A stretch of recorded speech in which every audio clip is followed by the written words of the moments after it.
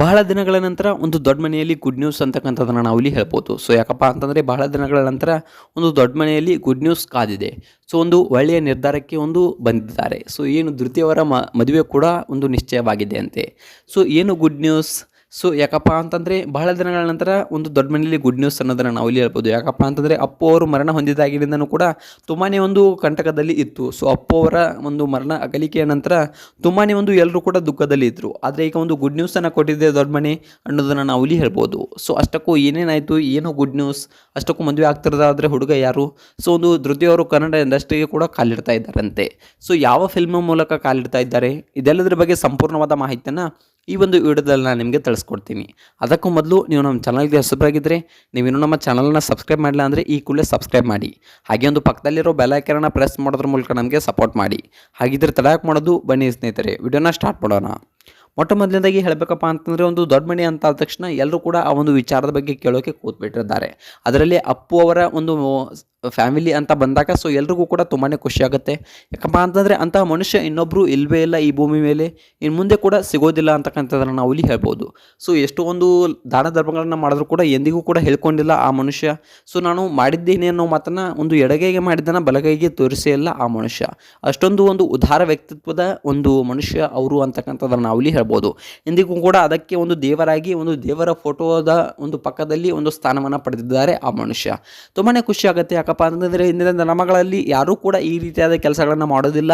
ಮಾಡಿಕೊಂಡ್ರೂ ಕೂಡ ಒಂದು ತುಂಬಾ ಅದನ್ನು ಪ್ರಚಾರ ಮಾಡುವ ಒಂದು ತಮ್ಮ ಸ್ವಾರ್ಥಕ್ಕಾಗಿಯೇ ಮಾಡ್ಕೊಂಡಿರ್ತಾರೆ ಅನ್ನೋದನ್ನು ನಾವು ಇಲ್ಲಿ ಹೇಳ್ಬೋದು. ಇನ್ನು ಇಷ್ಟೊಂದು ದೊಡ್ಡ ಕೆಲಸವನ್ನು ಇವರು ಮಾಡಿಕೊಂಡಿದ್ದಾರೆ. ಇನ್ನು ನೋಡಬೇಕಪ್ಪ ಅಂತಂದರೆ ಒಂದು ಖುಷಿಯ ವಿಚಾರ ಏನಪ್ಪ ಅಂತಂದರೆ ಮೊಟ್ಟ ಮೊದಲದಾಗಿ ಒಂದು 3 ಗುಡ್ ನ್ಯೂಸ್ ಕಾದಿದೆ ಅಂತಕ್ಕಂಥದ್ದನ್ನು ನಾವು ಇಲ್ಲಿ ಹೇಳ್ಬೋದು. ಲಾಸ್ಟ್ನೇ ಗುಡ್ ನ್ಯೂಸ್ ತುಂಬಾ ಒಂದು ಒಳ್ಳೆಯದು ಅಂತಕ್ಕಂಥದ್ದನ್ನು ನಾವು ಇಲ್ಲಿ ಹೇಳ್ಬೋದು. ಇನ್ನು ಹೇಳಬೇಕಪ್ಪ ಅಂತಂದರೆ ವಿದೇಶದಲ್ಲಿ ಉನ್ನತ ವ್ಯಾಸಂಗವನ್ನು ಇವರು ಕೂಡ ಮುಗಿಸ್ಬಂದರು ಧೃತಿ ಪುನೀತ್ ರಾಜ್ಕುಮಾರ್ ಅವರು. ಮತ್ತು ಒಂದು ವಿಶೇಷ ಪ್ರಾರ್ಥನೆಯನ್ನು ಸಲ್ಲಿಸಿದ್ದಾರೆ. ಎರಡನೇ ಮಗಳಾದಂತಹ ಒಂದು ವಂದಿತಾ ಅವರು ಒಂದು ಹೊಸ ಉದ್ಯಮಕ್ಕೆ ಕೈ ಹಾಕಿದ್ದಾರೆ. ಸೊ ಹೌದು ಸ್ನೇಹಿತರೆ, ಒಂದು ಅಶ್ವಿನಿ ಪುನೀತ್ ರಾಜ್ಕುಮಾರ್ ಅವರು ಒಂದು ಹೊಸ ಉದ್ಯಮಕ್ಕೆ ಒಂದು ಅವರಿಗೆ ಒಂದು ಮನವಿಯನ್ನು ಮಾಡಿದರು. ಸೊ ಒಂದು ಅದಾದಮೇಲೆ ಒಂದು ಅಶ್ವಿನಿ ಪುನೀತ್ ರಾಜ್ಕುಮಾರ್ ಅವರು ಅದಕ್ಕೆ ಒಪ್ಕೊಂಡ್ಬಿಟ್ಟು ಹೊಸ ಉದ್ಯಮಕ್ಕೆ ಕೈ ಹಾಕಿದ್ದಾರೆ. ಸೊ ಅದಕ್ಕೆ ಅಶ್ವಿನಿ ಪುನೀತ್ ರಾಜ್ಕುಮಾರ್ ಅವರು ವಿಶೇಷ ಪೂಜೆಯನ್ನು ಮಾಡಿದ್ದಾರೆ. ತಮ್ಮ ನಿವಾಸದಲ್ಲಿ ಒಂದು ಸತ್ಯನಾರಾಯಣ ಪೂಜೆ ಹಾಗೂ ಹೋಮ ಹವನಗಳನ್ನು ನೆರವೇರಿಸಿದ್ದಾರೆ ಪುನೀತ್ ರಾಜ್ಕುಮಾರ್ ಅವರು. ತುಂಬಾ ಖುಷಿಯಾಗುತ್ತೆ. ದಿವಂಗತ ನಟರಾದಂಥ ಪವರ್ ಸ್ಟಾರ್ ಪುನೀತ್ ರಾಜ್ಕುಮಾರ್ ಅವರ ಕಿರಿಯ ಪುತ್ರಿಯಾದಂತಹ ವಂದಿತಾ ಹೊಸ ಉದ್ಯಮಕ್ಕೆ ಒಂದು ಆರಂಭ ಮಾಡಿರುವ ಬಗ್ಗೆ ಒಂದು ತುಂಬಾ ವರದಿಯಾಗಿದೆ. ಸೊ ತುಂಬಾ ಖುಷಿಯಾಗುತ್ತೆ ಒಂದು ಅಪ್ಪು ಅವರ ಮಗಳು ಬೆಳೀತಾ ಇರೋದನ್ನು ನೋಡಿದ್ರೆ. ಸೊ ಹಾಗೆ ವಂದಿತಾ ರಾಜ್ಕುಮಾರ್ ಅವರು ತುಂಬ ಇನ್ನಷ್ಟು ಬೆಳೀಲಿ ಅಂತಕ್ಕಂಥದ್ದು ಎಲ್ಲರ ಆಸೆಯಾಗಿದೆ. ಹೊಸ ಬಿಸ್ನೆಸ್ ಆರಂಭಿಸುವ ಮುನ್ನ ಪುನೀತ್ ರಾಜ್ಕುಮಾರ್ ಅವರ ಮನೆಯಲ್ಲಿ ವಿಶೇಷ ಪೂಜೆ ಜರುಗಿದೆ. ಇನ್ನು ಸತ್ಯನಾರಾಯಣ ಪೂಜೆ ಮಾಡಿಸಿದ್ದಾರೆ ಅಶ್ವಿನಿ ಪುನೀತ್ ರಾಜ್ಕುಮಾರ್ ಅವರು. ತಮ್ಮ ಮಕ್ಕಳಾದಂತಹ ಧೃತಿ ಪುನೀತ್ ರಾಜ್ಕುಮಾರ್ ಹಾಗೆ ವಂದಿತಾ ಒಂದು ಪುನೀತ್ ರಾಜ್ಕುಮಾರ್ ಅವರ ಜೊತೆ ಒಂದು ಸತ್ಯನಾರಾಯಣ ಪೂಜೆಯನ್ನು ಒಂದು ಅಶ್ವಿನಿ ಪುನೀತ್ ರಾಜ್ಕುಮಾರ್ ಅವರು ನೆರವೇರಿಸಿದ್ದಾರೆ. ಬೆಂಗಳೂರಿನ ಒಂದು ಸದಾಶಿವನಗರದಲ್ಲಿ ದಿವಂಗತ ನಟ ಪುನೀತ್ ರಾಜ್ಕುಮಾರ್ ಅವರ ನಿವಾಸದಲ್ಲಿ ಸತ್ಯನಾರಾಯಣ ಪೂಜೆ ನೆರವೇರಿದೆ. ಈ ಫೋಟೋ ಕಂಡು ಸೊ ರಾಜನಿಲ್ಲದೆ ಅರಮನೆಯಂತೆ ಅಭಿಮಾನಿಗಳು ಕಮೆಂಟ್ಗಳನ್ನು ಮಾಡ್ತಾ ಇದ್ದಾರೆ.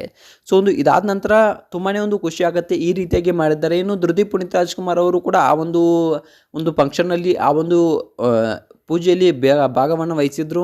ಇನ್ನು ತುಂಬಾ ಅಶ್ವಿನಿ ಪುನೀತ್ ರಾಜ್ಕುಮಾರ್ ಅವರು ಭಾಗವನ್ನು ವಹಿಸಿದ್ರು. ಇನ್ನು ಇದಾದಮೇಲೆ ಒಂದು ಧೃತಿ ಪುನೀತ್ ರಾಜ್ಕುಮಾರ್ ಅವರು ಕನ್ನಡ ಇಂಡಸ್ಟ್ರಿಗೆ ಕಾಲಿಟ್ಟಿದ್ದಾರೆ. ಸೊ ಯಾವ ರೀತಿಯಾಗಿ ಅಪ್ಪ ಅಂತಂದರೆ ಒಂದು ಹೀರೋಯಿನ್ ಆಗೋದ್ರ ಮೂಲಕವ ಹೇಗೆ ಅನ್ನೋದನ್ನು ನೋಡಬೇಕಪ್ಪ ಅಂತಂದರೆ ಒಂದು ಕನ್ನಡ ಇಂಡಸ್ಟ್ರಿಗೆ ಕಾಲಿಟ್ಟಿರೋದು ನಿಜ, ಆದರೆ ಹೀರೋಯಿನ್ ಆಗೋದ್ರ ಮೂಲಕ ಅಲ್ಲ. ಒಂದು PRK ಪ್ರೊಡಕ್ಷನ್ ಹೌಸನ್ನು ಈಗಾಗಲೇ ಒಂದು ಅಪ್ಪು ಅವರ ಒಂದು ಕನಸಿನ ಅರಮನೆಯದು ಅಪ್ಪು ಅವರು ನಡ್ಸ್ಕೊಂಡು ಹೋಗ್ತಾ ಇದ್ರು. ಅದಾದ ನಂತರ ಅವರು ಒಂದು ಮರಣಾನದ ನಂತರ ಅದನ್ನು ಅಶ್ವಿನಿ ಪುನೀತ್ ರಾಜ್ಕುಮಾರ್ ಅವರು ನಡ್ಸ್ಕೊಂಡು ಹೋಗ್ತಾ ಇದ್ರು. ಆದರೆ ಅದನ್ನು ಒಂದು ಧೃತಿ ಮಗಳು ನಡ್ಸ್ಕೊಂಡು ಹೋಗ್ಬೇಕು ಅನ್ನೋದು ಅಪ್ಪು ಅವರ ಆಸೆ ಆಗಿತ್ತು. ಅಪ್ಪು ಅವರ ಆಸೆಯಂತೆ ಆ ಒಂದು ಪ್ರೊಡಕ್ಷನ್ ಹೌಸನ್ನು ನಡೆಸ್ಕೊಂಡು ಹೋಗೋದ್ರ ಮೂಲಕ ಒಂದು ಕನ್ನಡ ಇಂಡಸ್ಟ್ರಿಗೆ ಒಂದು ಧೃತಿ ಪುನೀತ್ ರಾಜ್ಕುಮಾರ್ ಅವರು ಕಾಲಿಡ್ತಾ ಇದ್ದಾರೆ. ಹಾಗೆ ಇನ್ನು ಪುನೀತ್ ರಾಜ್ಕುಮಾರ್ ಅವರ ಮಗಳಾದಂಥ ಧೃತಿ ಪುನೀತ್ ರಾಜ್ಕುಮಾರ್ ಅವರ ಮದುವೆ ಕೂಡ ಒಂದು ನಿಶ್ಚಯವಾಗಿದೆ ಅಂತಕ್ಕಂಥ ಸುದ್ದಿಗಳು ಕೇಳಿ ಬರ್ತಾ ಇವೆ. ಆದರೆ ಅದರ ಬಗ್ಗೆ ಇನ್ನೂ ಕೂಡ ಸರಿಯಾಗಿ ಅಪ್ಡೇಟ್ ಸಿಕ್ಕಿಲ್ಲ. ಅಪ್ಡೇಟ್ ಸಿಕ್ಕ ತಕ್ಷಣ ನಾನೇ ಒಂದು ನಿಮಗೆ ಸಂಪೂರ್ಣವಾಗಿ ಮಾಹಿತಿಯನ್ನು ಒಂದು ವಿಡಿಯೋನ ಮಾಡ್ತೀನಿ.